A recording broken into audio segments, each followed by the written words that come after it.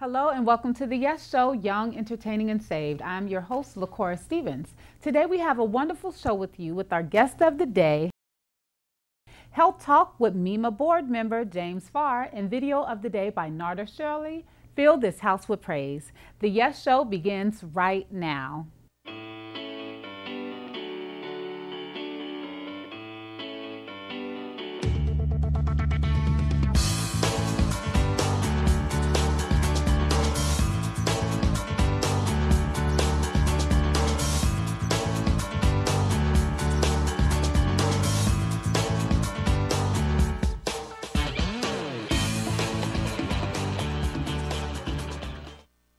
To speak on a very exciting event, free here in Pasadena, we have James Farr of MEMAH with us to join us for a little discussion of Health Talk. Hello, James. How are you? How you doing, LaCora? I'm good. I'm good. So we're going to talk about health. Okay. Now, here in Pasadena, we have a free event where anyone in the community could go and get blood work done. They could get cholesterol checked. What is this? MEMAH, which is Men Educating Men About Health, was founded about 3 or 4 years ago by a group of concerned men from Pasadena who felt that that population was being underserved. Our wives, our mothers, our daughters, girlfriends, and others routinely go to the doctor, and men typically do not. Why? And it's the old tough medicine, you know, it's just kind of not part of our culture. And plus, you know, we don't regularly have to go to the doctor as women tend to have checkups. So it's not something that's on the forefront of our mind. So we wanted to put together an event that was strictly for the community. It's 100% free, and it's designed that you can come, and if you receive at least 3 tests, I mean, that's almost $700 worth of free health screening. Yes. I actually took part of this last summer, or was it in the springtime? It was summer. It was summertime, and it was so wonderful. I heard about it from my church. There was, I think maybe he's part of the board, I'm not sure, but he was making all these announcements like, you guys need to go. And I said, well, is this just for men? Because he kept saying, men, go get checked up. Men, go out and go. And I'm like, well, can I go? He said, oh yeah, honey, it's for everyone. And I went, I got my cholesterol checked. I was checked for diabetes. I even had my teeth checked. And there was one other thing. It wasn't a prostate. No. Okay. Good Lord, no. Okay. It wasn't a prostate. Well, because we do have prostate screening as well right there on site. So that's something that we really want to let men know that, you know, early detection is the key.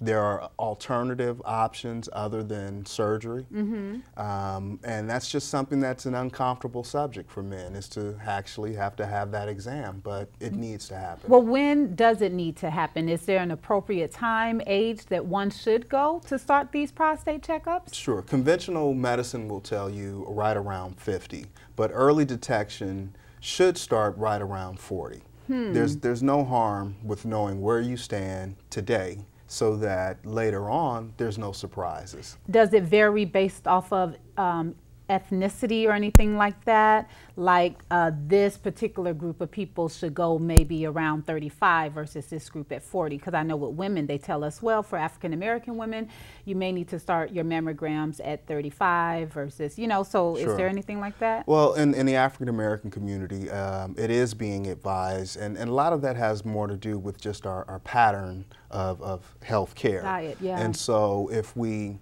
begin to start planting that seed with younger men in their late 30s and early 40s, we're not having to overcome such an obstacle at 50. They're in touch with where they are. They actually know who their physician is, and so the earlier, obviously, the better. Typically, in other segments, you'll see that they're more in touch with going to a doctor, so it's not, you're not overcoming such a hurdle, such a challenge. Now, but this event, and it's called Get Healthy Pasadena, it's not just some mundane humbug, you know, get in a line, get a needle in your arm. It's fun. Yeah. It's exciting. Yeah. What else should the people expect outside of getting their checkups? Oh my God. We have from the city of Pasadena, Dr. Walsh, who is the head of the health department. will be leading a workshop. What we do is we've provided almost like a festival-like atmosphere. The only difference is your money is no good. I know. It's 100% free. And if it's free, it's for me. We're going to feed you. Yes. We're going to provide you with breakfast, lunch, snacks. All of these things, you know, are given by our generous sponsors and supporters. And so we want you to come listen to the music. Last year we had a drum section, a saxophone solo. We had the Alan Wasserman Band, who's a very local, popular jazz ensemble. So what we want you to do is, while you're being educated, while you're being fed, come out and enjoy the activities and outdoors with your family. Because it actually goes on in tonight, yes? It's a long day. It's a long day for us. Yeah. Let's actually take a look. I have footage from. I'm not sure if this was a collaboration of. That was the first year. What you're going to see in this package is our first year, which extended from about 7 a.m. till 10 p.m. Woo! Yeah. All right, you guys ready to take a look? Let's enjoy.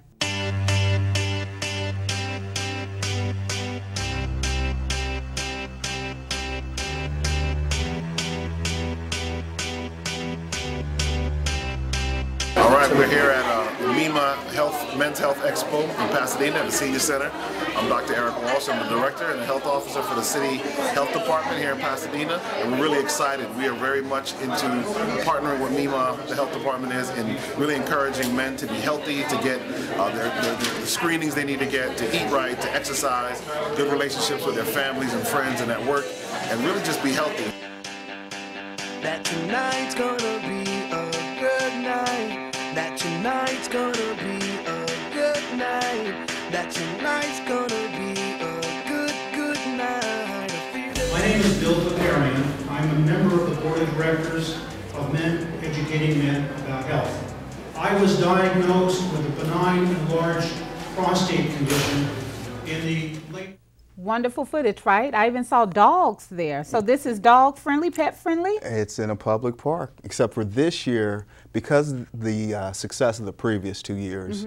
The first year we serviced over 1,000 people. The second year we serviced over 2,200 people. Wow. We've outgrown the Pasadena Senior Center, so we're so appreciative to our partners at Pasadena City College for opening up their doors and seeing the importance of hosting such an event for our community. So we've moved this year and we're growing. So it will be at PCC this year? Yes, it will. And what are the times and the dates? The date is June 8th, Saturday, June 8th, and we start at 8 a.m. You can go to memah.org for registration information, and we encourage you to plan early. Make your reservations, book the appointments, find out what screening you want. Right. So that way you kind of come with a plan and say, okay, I want to get my cholesterol, I want to get my diabetes checked, I want to have a prostate. So have an idea of what's important to you, and then also plan to talk with the physicians. We have resources there that you can talk with a professional. And then one other thing I'd like to say is everything is anonymous. Okay. Good. So you don't have to give us any information that you don't want us to have. We don't share it with any insurance companies. And that's what happens a lot of times when you go into your doctor. Just by asking a question about something, it's charted, and that's how they rate you on your insurance premium. So come find out what's going on. Get a plan on how to get that cholesterol intact. That way when you go to your primary physician, you have a plan of how to get things back in order. That's awesome, James. Now, is this coming from, because you have a company, Tunnel Vision? Yes. So could you talk to us about that and how this possibly came from, your, Absolutely. Yeah, absolutely. Let's talk about that. Tunnel Vision is, I am the principal of a boutique agency. We are multimedia, special events, marketing, produce music videos. I'm an executive producer on a film project, and it is birthed out of who I am. About 7-8 years ago, I was diagnosed with a degenerative eye disease, retinitis pigmentosa, which basically restricts your peripheral vision and causes blindness. My wife and I are very active in this community, and when there was an opportunity for me to be a part of something that was personal to me, I jumped in head first, feet first, and was ready to go and serve in any way that I can. And so in my personal business, we have a mantra, and it's that you can't stop my vision. Love it. And I want to encourage, you know, others out there, whatever your obstacles are. My challenges may be different than yours, and yours may be different than mine, but many times our commonality is getting over our own individual hurdles. And moving forward. Absolutely. Can't stop my vision, can't stop James' vision. You guys have to be there. Get Pasadena Healthy at PCC, Saturday, June 8th. June 8th from 8 a.m. until... We're done serving you. Don't tell them that. Just come early. Right, just come early. All right, at this time, we're going to go ahead and go to a commercial break. And could you just mention that website one more time where they could find out more information? Absolutely. It's www.memah.org.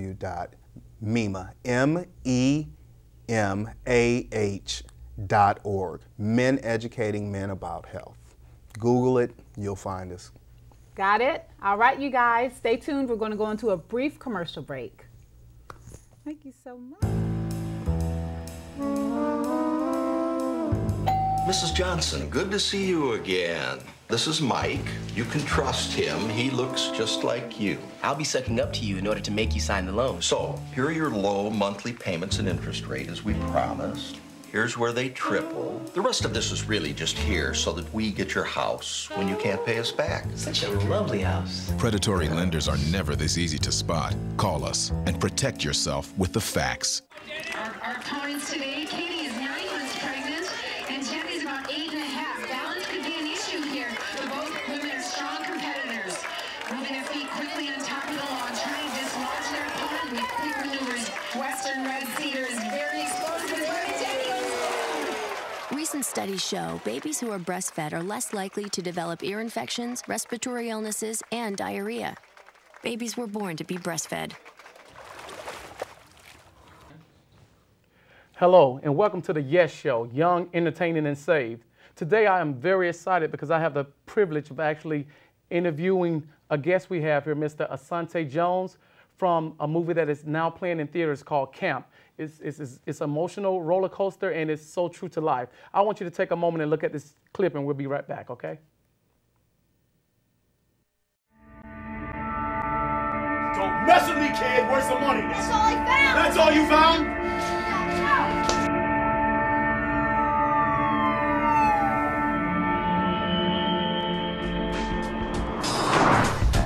Okay, so who's the target? Margaret Summerfield.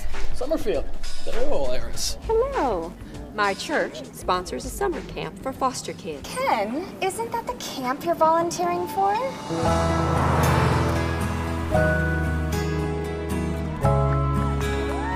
These kids have had rough lives, and this is our opportunity to share our hope with them.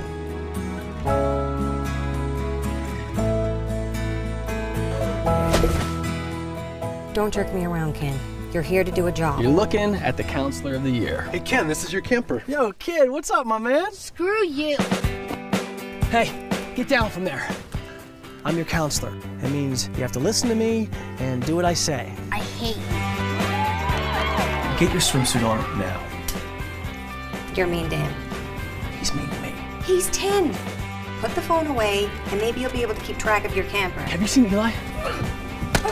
Man, all I know is he's testing my patience. He is testing you to see if you give a damn, because no one else does. You don't want to swim, you don't like archery. What would you like to do instead? I just want to get away from that stupid camp. We don't really like each other or get along too well, do we? But there is one thing I like about you, dude. You're a fighter. Whatever's keeping you out of the water, you have to fight it. Just go for it.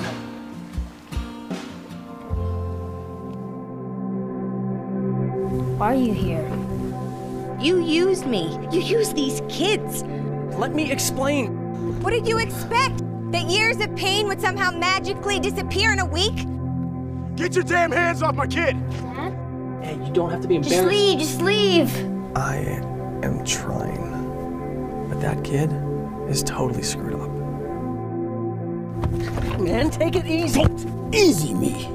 I don't care if you don't like me or camp. You will figure out a way to be a good counselor to that kid. For the whole week, I couldn't wait to go back to my real life, you know? And Now I feel like my real life is fake and camp is real.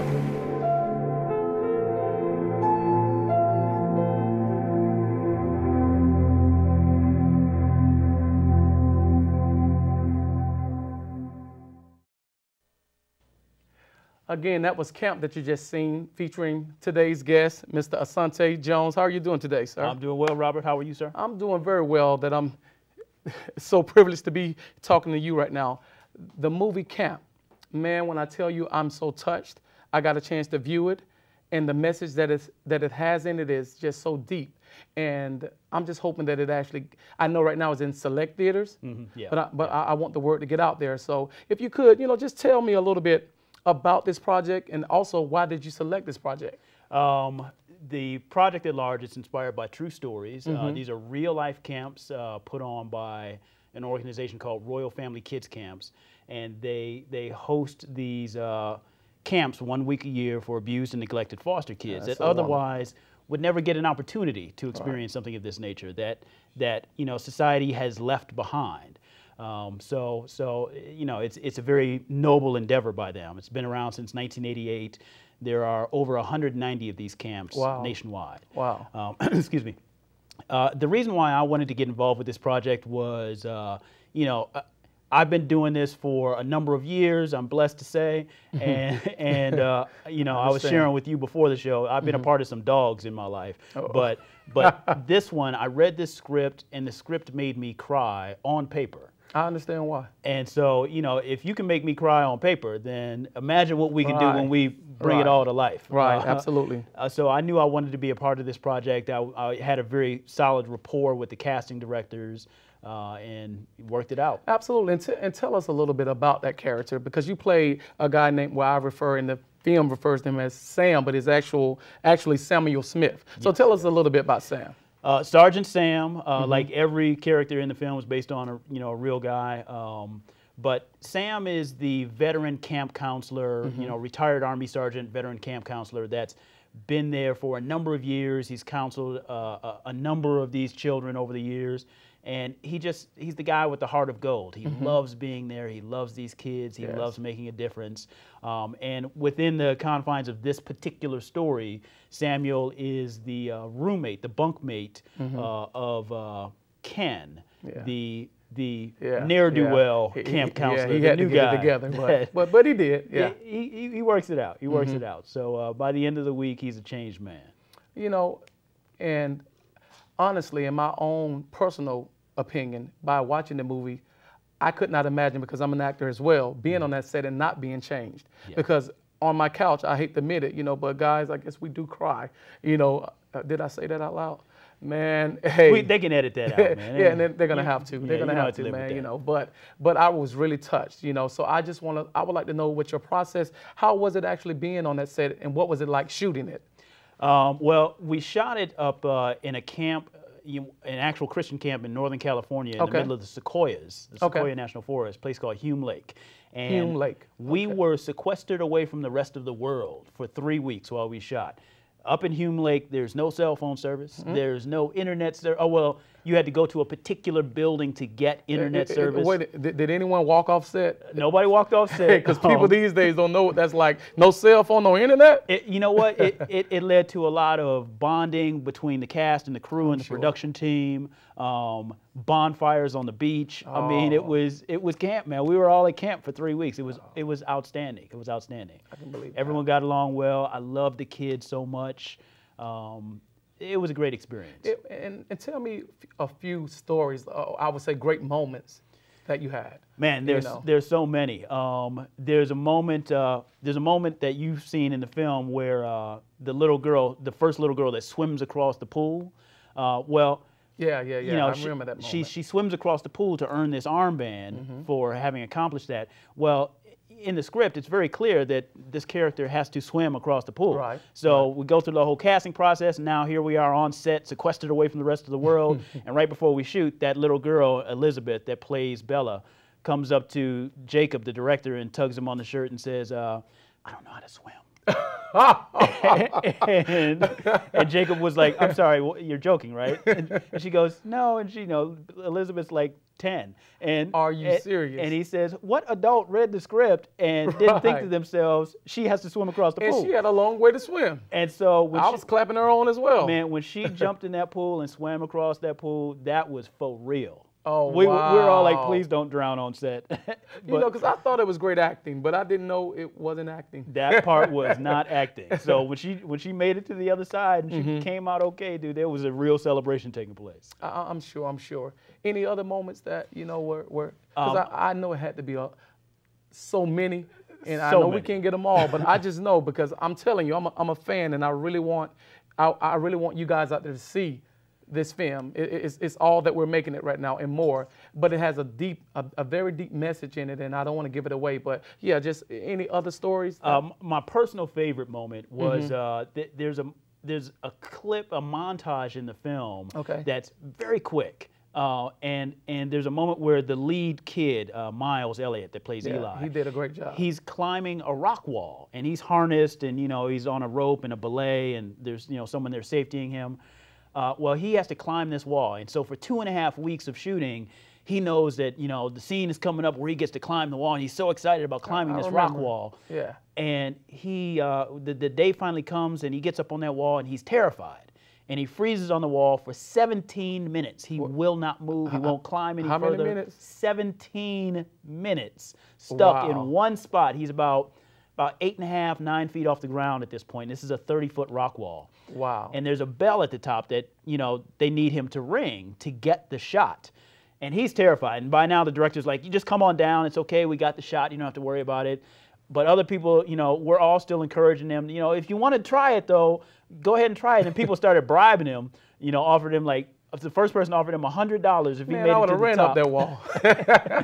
and $50 and $25. And so before you knew it, long story short, 35 minutes later, he makes it to the top of that wall. He's sobbing. Afraid. Makes it to the top. He rings that bell, and he comes down and earned $378 in donations. Wow. And his pride. So I'm pretty sure we all got hustled. Yeah. But yes. Thank you. When he rang that bell, man, I would, no lie, was standing there in the moment, crying, thanking God. Wow. Yeah, that was quite the accomplishment for him. Wow. Well, just in general, just let me know, because I already know, like I say, as a viewer, because I feel sometimes we don't understand certain things, right. and this was based about foster kids, and a lot of times the things that they actually go through, man, you wouldn't believe it, and we've seen that, in your character. I loved your character because Sam, he understood it, and Sam in a lot of ways had been there. Yeah. I love that about that. Yeah. So how did it impact you? What was it about it that impacted you? Well, interestingly enough, my best friend from high school, my boy Randy, what's up, Randy? He was adopted. Okay. And he was one of 5 children that his parents adopted. They had 3 of their own. They adopted 5. He was the last of the 5 they adopted. Then his parents went on to foster parent over 60 children. Wow. Over the course of the next 20 some odd years. Both of his parents just passed away quite recently within the last few years. I'm sorry to hear that. But they affected the world at large. They affected lives. And so for me, it was just kind of cyclical. It was just full circle for me. I spent so many Sunday dinners at Randy's house with literally 35 people around the table because there was a huge family. Wow. But a lot of love. With nothing but love. Right. Nothing but love. Right. And they welcomed me, like, from the moment Randy first brought me to the house, they welcomed me like I was just part of the family. Right. Sometimes I would go to the house when Randy wasn't there just because I was part of the family. But yeah, man, being able to do this film with this message, with this voice, with the Word of God involved with it, it was a blessing from start to finish, from the moment I picked up the script to the moment we got through post. Absolutely, man, absolutely, and that is great. I think that, about actually, because how you just shared your story, what's interesting about this script is that there's so many moments in there that all of us can relate to. Right. When I was, having my allergy moment throughout the movie, it was so many points that I was relating to on so many different issues, I would say. Right. And I found that just to be great, you know? So, you know, we need to get that out there. Do you know what I mean? Did you? I know you have to. It's no way that you couldn't. I've seen the film in theaters with various friends and at various premieres 5 times now. Oh, 5 times on the big screen, which, you know, seeing your head 25 feet tall is very weird, but it's a blessing. And it is. It gets me every time. There's not a single screening I've been to where I don't cry. I know every moment that's coming. I know every moment that got cut out of the film, and still I cry every single time. Man, I understand, man. And we're just gonna be real brothers right here, man.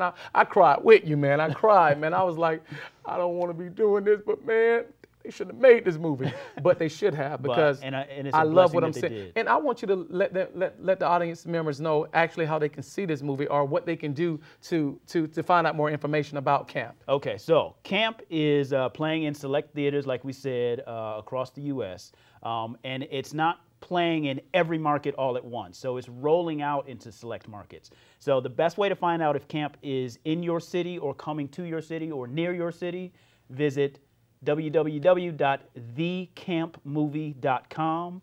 That is their website. You can click on the link that says theaters. You can see the list of theaters that they have arranged, all the theaters that they are currently in, that they are committed to be in, as well as the list of cities that they expect to be in, that they haven't firmed up dates. And if you would like to bring camp to your community through that same website, you know, you can organize through your church, through your organization, whatever it is, to contact them and make arrangements to bring camp to your city. Absolutely. And you must bring camp to your community. Blame it on, hey, say Robert told me, because it will be life-changing. And I'm trying not to, I'm just trying to keep it down, man, because you know what I'm going through right now. It's a funny thing, guys, man. You have to see it. But also, you know, in closing, because I know you're a great actor. So Asante, do you have any projects or anything that are coming up that we can look forward to seeing? Yeah, actually, last year I started producing a number of things. So I produced a short film called Jordan's Walk. Okay. That takes place in 1865, immediately on the heels of the end of slavery. And your own LaCora Stephens played my wife, my co-host, in that film. Yes. And so that's where LaCora and I met. And then after that, she know me, huh? No, exactly. No. Yes. And then after that, we shot what we call photographic novels, where instead of using illustrations to tell the story in a graphic novel, we use still photos. Okay. And so LaCora was involved in one of the 2 photographic novels we shot as well, called Brown Paper Bag, which we will be releasing for sale sometime within the next week. Absolutely. So that just went through a very long, involved post-production process, but we're ready to sell the book now, available at brownpaperbagbook.com. Absolutely. For $4.99. Absolutely, guys. And thank you so much. Again, it was a pleasure. My guest right here, Asante Jones. I'm going to be looking forward to you guys. And again, this is the Yes Show, young, entertaining, and saved. And keep giving God the glory. Thank you.